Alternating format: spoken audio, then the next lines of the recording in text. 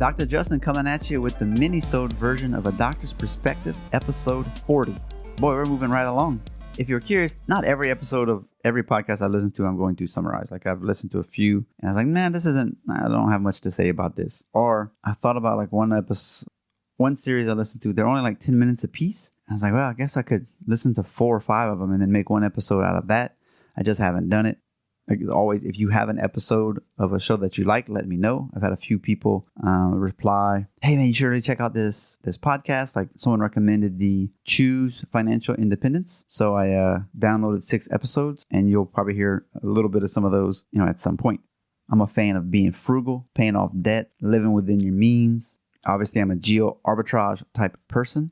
That means you make U.S. wages, but live in a cheap country, or at least you live in an area where your cost of living is lower. I hadn't heard that term before, but I was like, yeah, that's me.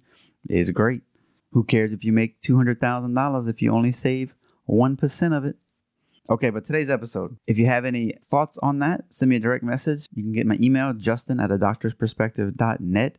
If you have any concerns, need any help creating a budget, getting your health in order, practice management, marketing, all that kind of stuff. Obviously, you're getting a lot of free stuff on the podcast, but if you need to go deeper on your personal one-on-one level, send me an email. I will definitely help you with that. Okay, today's episode is the Move Forward PT, opioids. Yeah, opioids. 2.4 million people are misusing them. 131 people die per day. I'm going to repeat that. 131 people die per day on opioids. This is the first time in the last 30 or 40 years probably, the life expectancy has dropped by 2 years. 2 years. So that's no good. So they actually did a panel. They had influential people in PT, government officials, and then a couple of patients patients/family victims of people who've died from opioids, and they just didn't even see it coming. Like normal person, went in for a surgery, got addicted to the painkillers, and life spiraled down and died.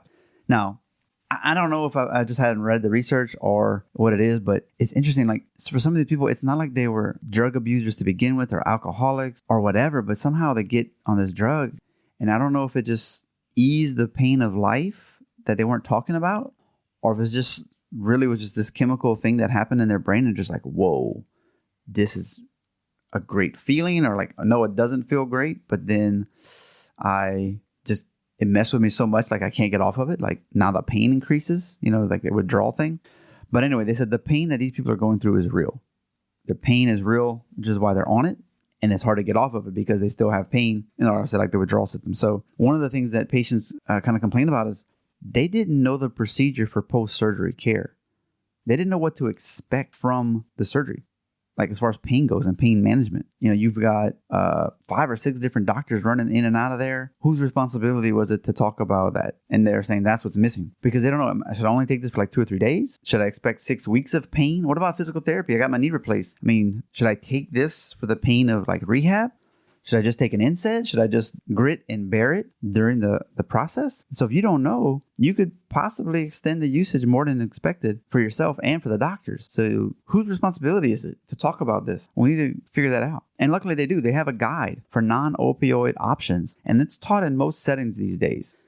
I'm guessing there's probably like seminars in hospitals or like continuing ed. I don't know if it's like mandatory, kind of like with us. We have to have an ethics and moral code class and documentation class, every year, every 2 years, depending on your state, as a refresher. So maybe they have the same thing in some of these medical conferences. I don't know. But they did say that there's many more classes that you can download and that you can attend to find out what is the latest on this. It's not the first choice for chronic pain. Opioid use is not for chronic pain. Actually, it's only for like 3 days. After 3 days, it's not really recommended.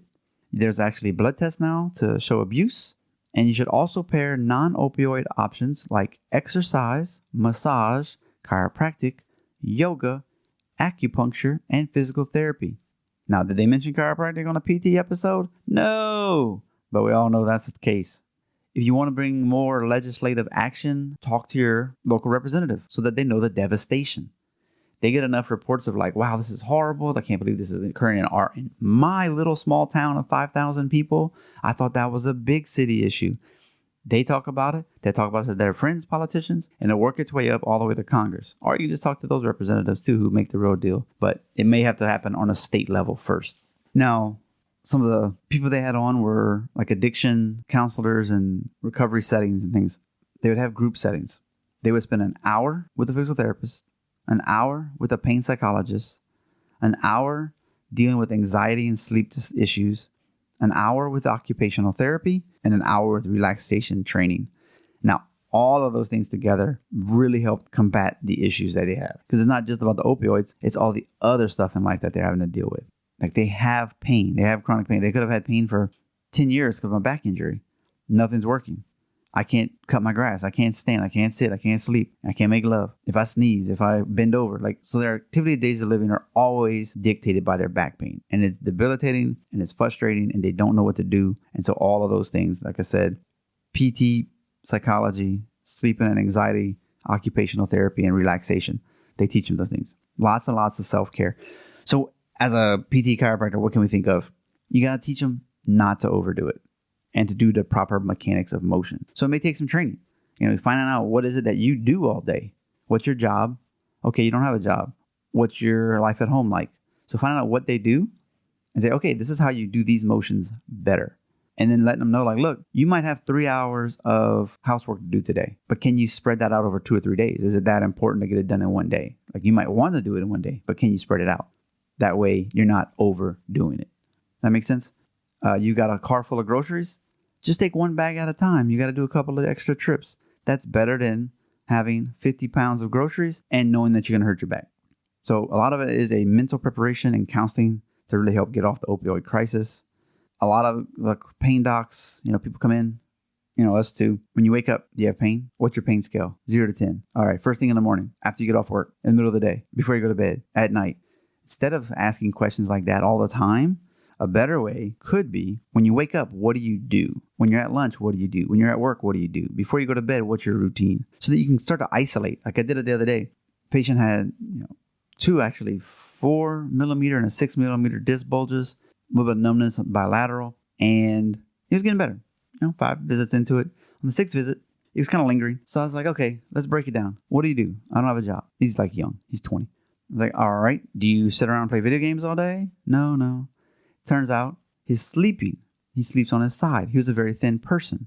So I was like, okay, you sleep on your side. And there's this side that hurts. All right, just put a pillow or a towel between your legs. It'll level your pelvis out. Stop putting so much stress in the low back and on those muscles. And a few days later, he's like, yeah, cool. That last little bit took care of it. I was like, awesome. I'm not saying you have to sleep like that forever, but try to do that for the next couple of weeks and then remove it and keep doing your exercises for the next month. So things like that. You have to be realistic. Now, again, these are like the pain management doctors. So they're like, you have to be realistic about managing the pain. We may not be able to get you out of pain forever. You may not be pain-free, but you're normally hovering around a 6. If we can get you at a 2 or a 3, do you think you can handle that? Like, this might be your new life, a pain of 3 all the time. But that's better than a 6. So do you need the medicine at a 3? No. If you can, especially like in a business setting, get some movement experts into your setting, into your business, and teach people how to do things correctly to prevent some of these injuries from starting to begin with. Sure, it costs them a little bit of money on the front end, but it saves them a ton of time. Talking about chronic low back pain and prevention, a program to teach that is way less expensive than all that missed time from work.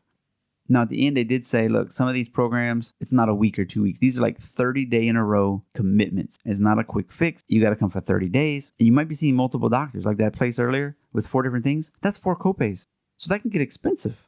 Can you imagine 4 different copays every day for 30 days? So that is something that has to be considered. They didn't really have a solution for that part of it, but things to think about. You've been great. Thank you so much for tuning in. Spread the word, as I always say. Listen, think, and integrate. DrPerspective.net/M40. Check out the regular episodes every Tuesday. We just went #behind the curtain.